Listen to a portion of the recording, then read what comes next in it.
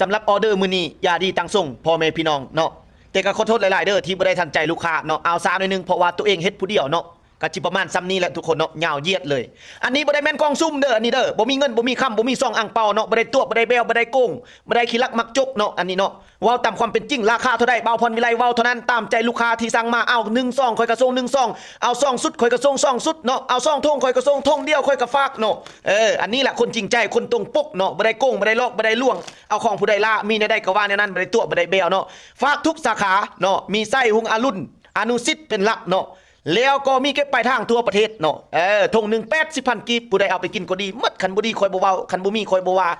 เด้อทุกคนบ่ได้ตัวได้แบวบ่ได้ซอกได้โกงผู้ใดลายซื้อแต่ละคนแมนยูนี่มัดแต่ละเมืองแต่ละแขวงคอยจดติดปะนี้เนาะแล้วอีกอันนึงจะขอฝากให้ลูกค้าทุกๆคนเนาะผู้ใดที่เซ็ตผู้ใดที่โทรมาน่ะสั่งซื้อเครื่องน้ำบาวพรวิไลอยากขอเป็นเบอร์โฟนแอปเนาะขอฝากให้แฟน FC แล้วบรรดาพ่อแม่พี่น้องเนาะผู้ใดสั่งแล้วให้ไปเอาเครื่องเนาะคันอยากดีจังสั่งอยากกินจังเอาเนาะคอยก็เสียเวลาน้ำมันรถน้ำมันล่างก็แพงเดี๋ยวนี้ไปฝากสาขามันก็อยู่ใกล้สำหรับสินค้าค่อยน่ะบ่จำเป็นว่าจะเอาเงินเอาคำเอาซอยเอาแว่นยัดใส่คือพวกเจ้าเนาะแต่ว่าอันนี้ก็บ่ได้เทียบหมดทุกคนว้าวเจาะจงโดยแม่ค้าที่ว่าผู้ใดมักเลาะล่วงโกงตัวเบลเอาเงินใส่ซองเอาเงินใส่กับใส่กล่องแล้วบัดสุดท้ายลูกค้าไปสั่งซื้อเอาเอฟเอามาฮอดสาขาแกะเบิ่งมาบ่มีหยังจักหน่อยอันนั้นถือว่าตัวเลาะล่วงเนาะของค่อยนี่บ่เลาะบ่ล่วง2ถุงก็มี2ถุง3ถุงก็มี3ถุงทางในมีเท่าใดค่อยเว้าจะแจ้งให้ลูกค้าวิธีกินเป็นได้เรียบร้อยราคาเท่าใดฝากมีปลายทางบ่ซองนึงก็ฝาก2ถุงก็ฝากบ่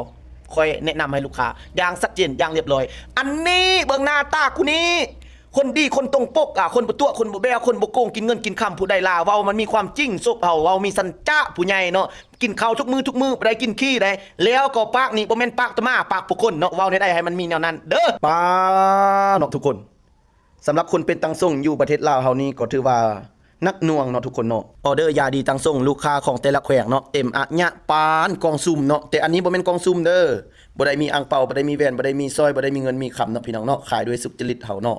สำหรับคนเป็นตังส่งนี่พี่น้องเนาะบ่เว้นไผเนาะบ่ว่าแต่น้อยหนุ่มหญิงสาวผู้บ่าวผู้แพ้วผู้เฒ่าผู้แก่แม่ย่าแม่หญิงเป็นได้ทุกเพศทุกวัยนับแต่ครูบาอาจารย์อยู่วัดอยู่ว่ามันยังบ่เว้นบ่เกี่ยวคนจอยบ่เกี่ยวกับคนตุยเป็นได้ทุกคนเนาะพี่น้องเนาะฉะนั้นแล้วบ่ยันบ่าวพรวิไลมีตัวสวยพี่น้องผู้ใดอยากได้จักสองอยากได้จักสุดอยู่แขวงใดเมืองใดเขตใดสถานที่ใดแล้วแต่ขอแต่มีสาขาฝากเนาะหุงอรุณอนุสิทธิ์มีใส่ฝากไปหมด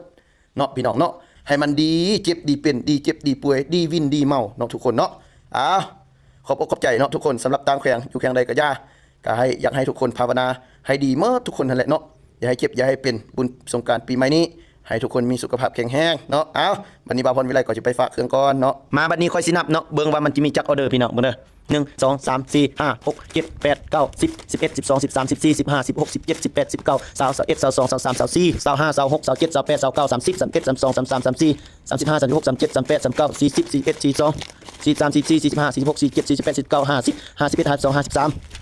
54 55 56 57 58 59 60 61 62 63 64 65 66 67 68 69 70 71 72 73 74 75 76 77 78 79 80 81 82 83 84 85 86 87 88 89 90 91 92 93 94 95 96 97 98 99 100 1 2 3 4 5 6 7 8 9 10 11 12 112อันนี้โดยเฉพาะอนุสิทธิ์เด้อพี่น้องบัดนี้ไปฝากเครื่องกันได้บัดนี้เนาะ